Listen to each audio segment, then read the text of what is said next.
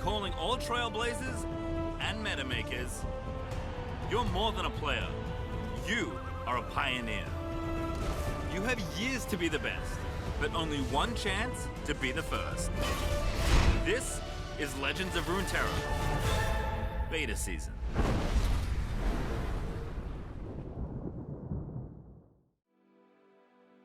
All right. This time, we got Legends of Runeterra by a little studio that you may not have heard of called Riot Games. Just a little indie place.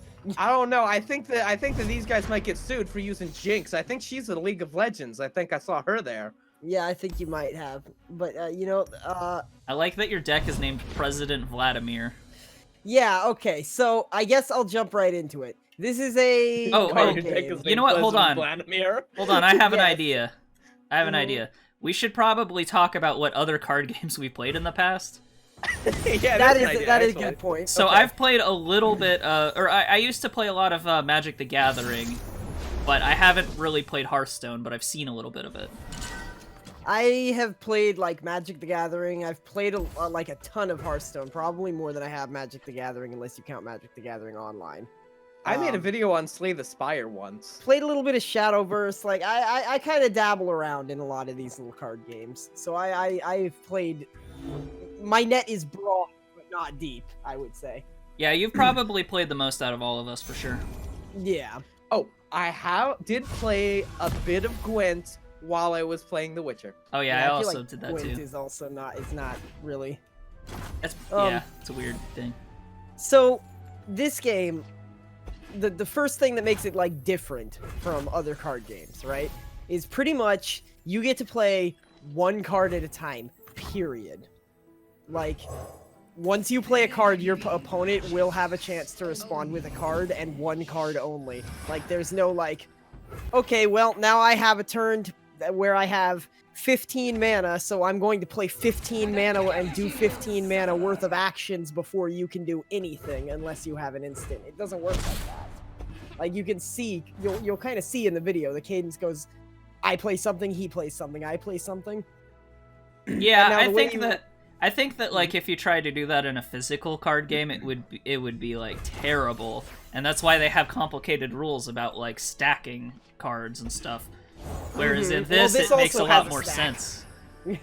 Well, a stack in the sense of like most recent card is the one that you would have to, like the most recent card is the first one that comes into effect kind of deal. Right. Whereas if you play like 4 cards and then like you would reply to the like most recent one, it's like it gets really complicated when you're talking about multiple stacking I've effects. seen stacks that go there. So there's slow, fast, and burst cards. Bursts are instant. They don't give your opponent a chance to respond to them. But other than that, everything you play back and forth. Right. Now, every other turn, you will have the attack token. So the attack token kind of flips back and forth. Or every other round, I should say. I'm sorry. When both players have ended their turn without doing anything, that's when the round ends, and the attack token switches over to your opponent. And obviously, the attack token just means that that's the turn that you are allowed to declare an attack. So you'll have offensive turns and defensive turns, but you still do go one card with everybody, and I think that's what makes this kind of like really unique. Now, additionally, they kind of have like an almost like a hero system. Like, so I've just drawn Elise here, right? Yeah.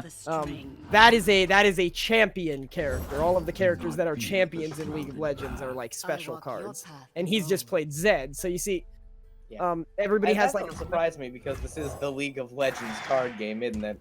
Right. But they're like special cards. You can have anywhere between 1 to 4 of them in your deck, I believe. But doesn't it work like the first one is the character, and then like once you play the character, the other character cards in your deck turn into spells? No. I thought it was something like that. Okay, so what it is if you have multiple of the same character, once you play one of them, the other multiples of that character turn into special spells. Right, that's what I So like, was saying. oh, okay. Yeah, I thought you meant the first champion and then the rest of the Oh, no, champions. I don't mean the first. I mean the first of a champion, yeah. Yes, that is how it works. It turns into like their signature spell. So like if you have multiple Luxes, they will turn into the extra ones will turn into a prismatic barrier that's like has more shit going on. Okay. Champions now, they kind of like add a lot of pressure into the game because you want to take them out basically as soon as possible, right? Because they have a mechanic that's called level up, and you basically like complete certain conditions.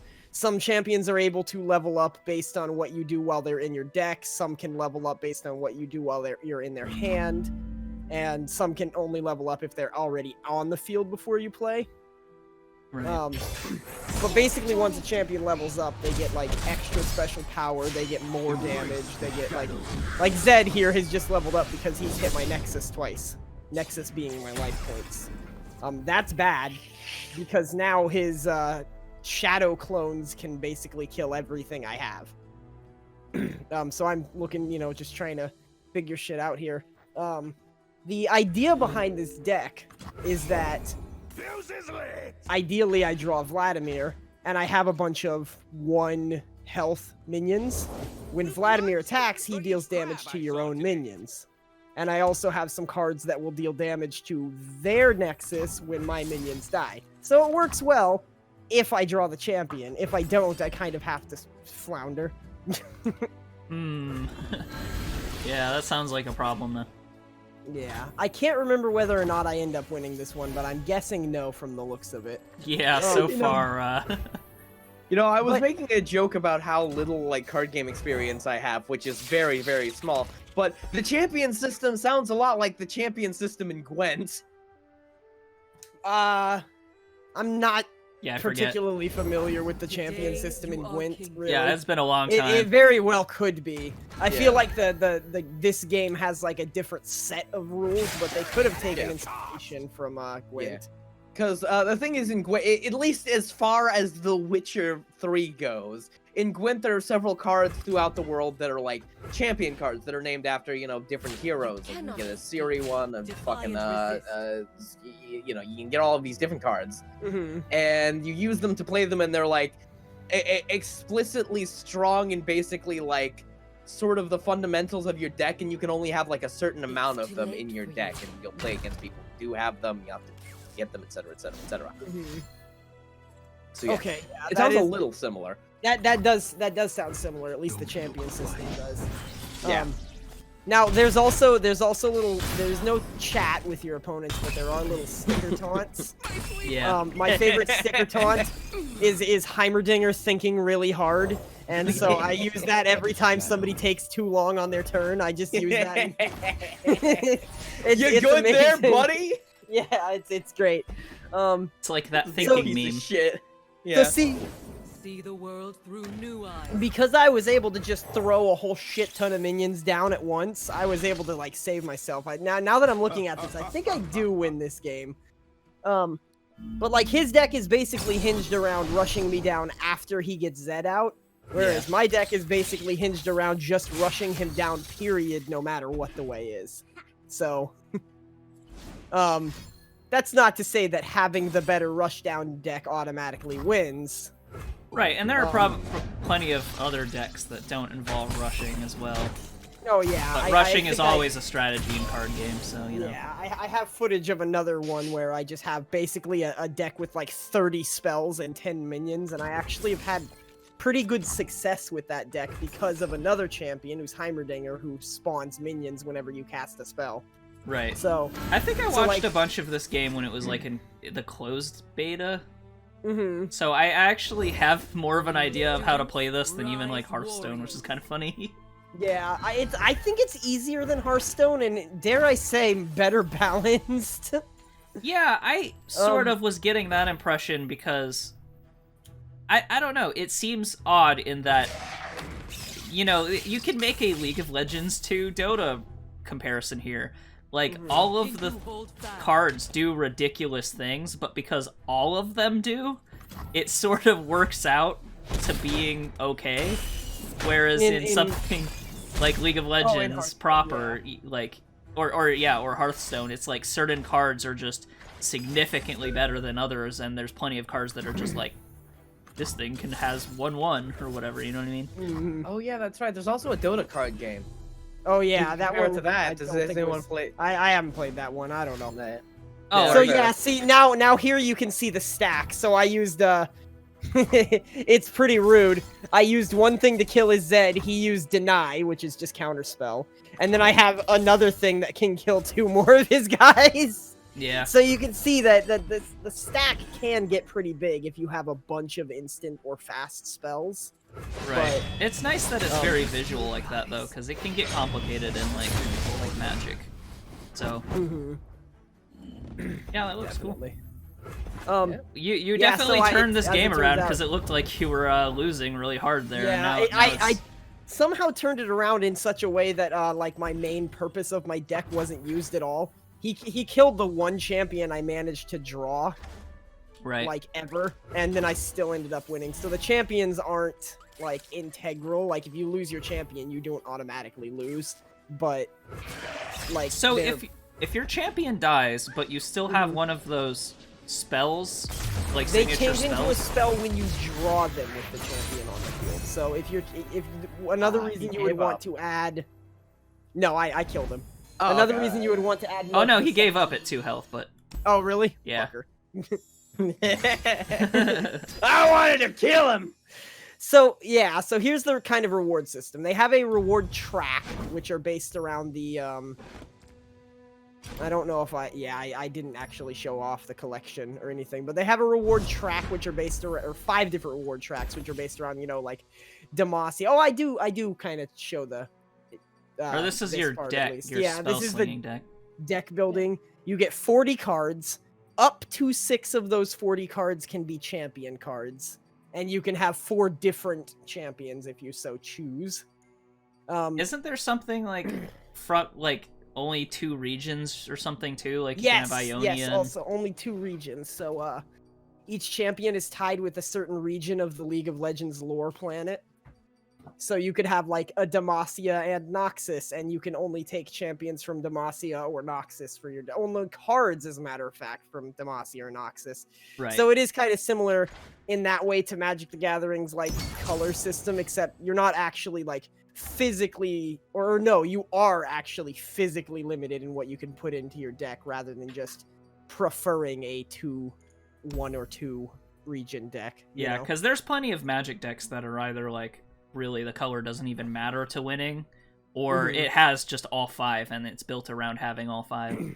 But Right. they're not common, but they exist, where in this it's just part of the rules is only 2. Yeah.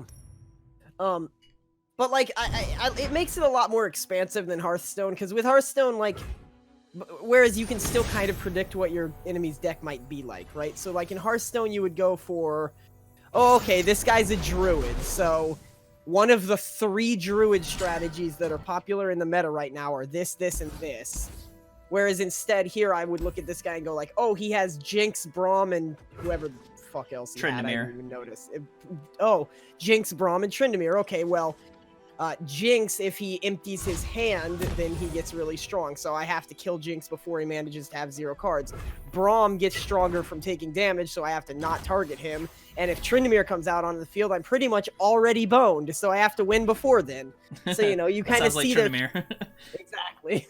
So you kind of see their champions and see what you're going to have to do against them, but you don't know, like, all of the tricks that their deck can pull. you know? Right. It's not They like- could have those cards, but the strategy could be different, even if the Exactly. cards lend It's you to not like believe in that. Hearthstone, it's like, okay, he's a druid, so in this season, druids get those stupid Jade Golem things, so he's gonna be using Jade Golem, or else he wouldn't be playing druid, you know? Yeah, in a way, it's like, because there are more restrictions with the types of cards you can have in one deck, it means that more things are viable, because there's like in a wide pool, only the best cards are ever viable, whereas in a restricted pool, things can be viable in specific situations. So that probably is why this game does feel more balanced compared to maybe Hearthstone. But it is early. Who knows what could happen with the meta, so... Yeah. And then, okay, so really haven't talked about the flow of, like, attacking or anything. That attacking and blocking and stuff pretty much is just Magic the Gathering. Like, you can't target their minions, you can only target their health. They get to choose which characters block. Right. Unless they have Challenger, like Braum, you can see has a hook there. He has Challenger, so when he attacks, he is allowed to So he has, like, Taunt, basically. a blocker. Yeah, he has Taunt, exactly. So there is a lot of holdover for Magic the Gathering as well, but there's kind of a lot of unique stuff going on, too. Right. Does damage stick, or does it refresh? Damage sticks, except for on characters that have regeneration, like Braum. Oh, okay. He's got that little health globe. Gotcha. So Braum levels up when he takes 10 damage. So that's another difference between this and Magic. Yeah, 'cause Magic, would everybody- reset every turn, typically. Right. See, now I didn't want Braum taking damage there, so I just used a thing to kill him, which also coincidentally levels up Ezreal while he's in my deck, which is another thing I was talking about. Everybody has different level up conditions, and they can be affected in different places. Right. So even though he's in your hand, it doesn't matter because you still got like it's using certain Ezreal spells or something, right? Yeah, exactly. It's whenever you target an enemy unit, you level up, and that one. Gotcha.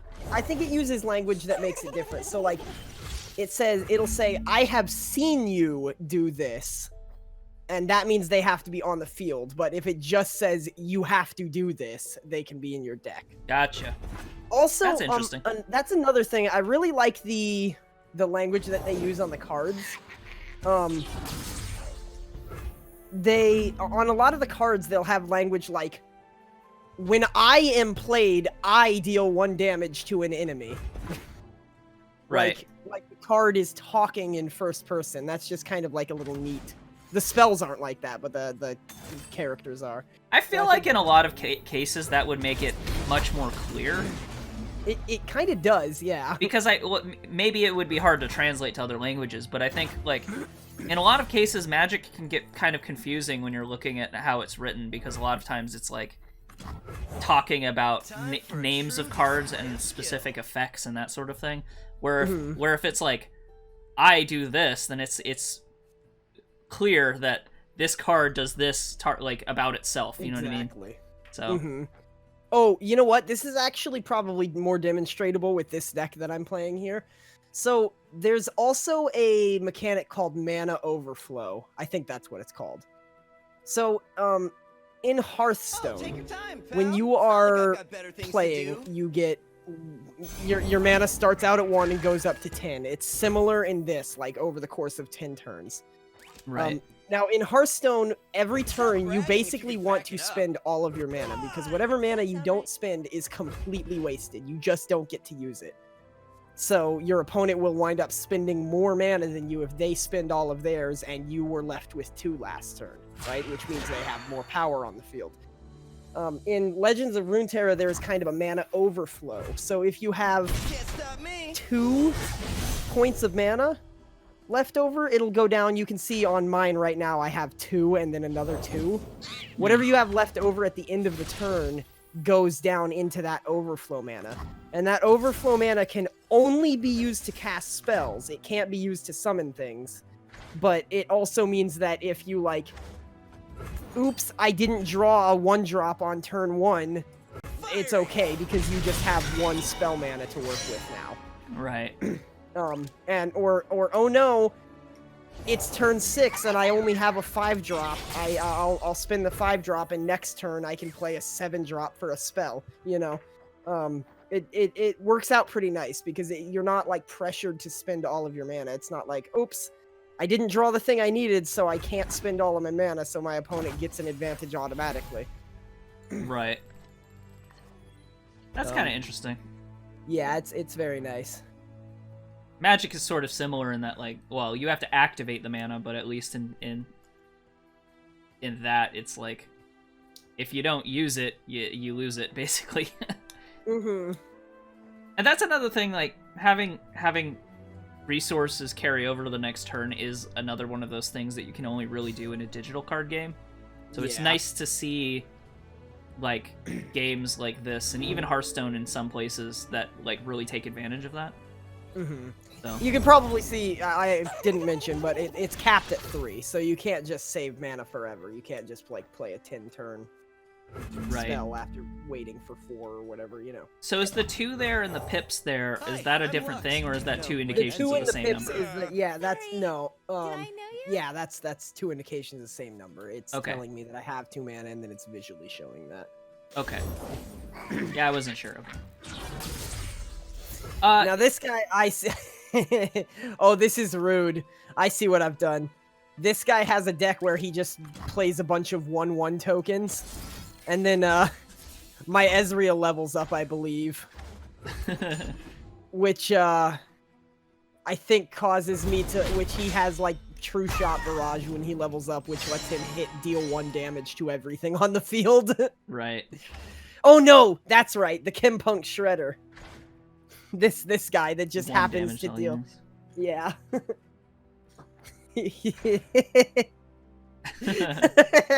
You're like getting ready to put a sticker down. You know what emote I'm going for, huh? Unfortunately, he did play a character that wouldn't get destroyed in 1 turn. Oh no. But you see, I'm really thinking hard because he's got the attack token, which means I can instantly play that Kimpunk Shredder when I get the attack token. He only has 1 turn to do anything about it, and he'll lose all of those cards on the field. So he's like relying much too much on those Poros over there. Right. And yes, Poros are the goblins or murlocs or whatever of this one. They use just Poros as the 1/1 tokens. Are Puros, are they neutral? To the No, like no, Ionia or whatever? there are no neutral cards. They all of the game are based. Their Poros are Freljord. Okay. I believe the allegiances that they have in the game is Freljord, Ionia, Demacia, Noxus, and Piltover and Zaun are in the same category. Okay. You won both of your matches for this video, huh? I sure did. Oh yeah. Whoa. I'm actually not terrible at this game, but I probably am terrible at this game, actually. I don't have I know how you feel. I don't have a lot of cards or anything either. So, last little bit, the reward system, they have a track for each one of those city-states that I just named, and as you level up the track, you can get wild cards, or you can get, like, card packs that are themed towards that. And instead of having you, purchase individual cards or anything, there is like a disenchant into dust kind of thing which you can purchase cards with, and you also have what are called wild cards, which allow you to pick any card of that rarity. Okay. And then of course in addition to the tracks every week that you play, you get like a extra set of booster packs depending on how much experience you earned in that week, which was the weekly vault. So, yeah, do you guys have any questions about that? No, not really. No, I think it's pretty straightforward. It looks pretty fun as far as like a lot of those card games go. Yeah, I would... This is probably in my top, like, 3 card games that I've ever played, if not my favorite. I like it better than I like Hearthstone, and Hearthstone's the one I put the most time into. Right. So... Okay, well, I guess that does it for us. Leave a like, comment about who your favorite president in the game. President Vladimir, I don't know. President Vladimir, yeah. Who your favorite president of League of Legends is. President yes. League of Legends. Right. Subscribe if you want to see more content. We have a Discord that's pretty active, so you should totally join it. We have a Patreon if you want to support us directly. And yeah, we'll catch you guys next time, and remember, as always, stay beautiful.